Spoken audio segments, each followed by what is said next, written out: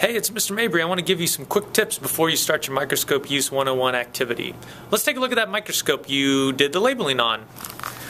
So here's a microscope that you labeled, and some things you need to remember is when you use these two adjustments, this is the coarse and this is the fine, you only use the coarse adjustment when you're using the red 4x objective or the yellow. So make sure they're clicked into place, and then you can use the coarse to bring your stage into focus.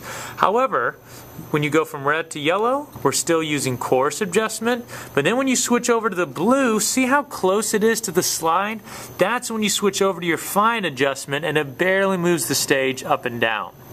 The next hot tip I want to give you is when you put your slide on the stage clips right here, make sure it's in the center of your light, so then when you look at it, zoom in.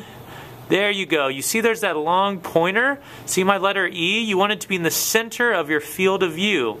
And if it's not in the center, sorry, shaky hands, you want to center it, because when you move up to the yellow objective, you may find that it's gone because it wasn't in the center and now you don't see it anymore. So in that case, you'll want to go back to the red, reposition it, so that the pointer points to it there. So I'm pointing right in the middle of the E, and then go back up to your yellow and try to find it with your coarse adjustment.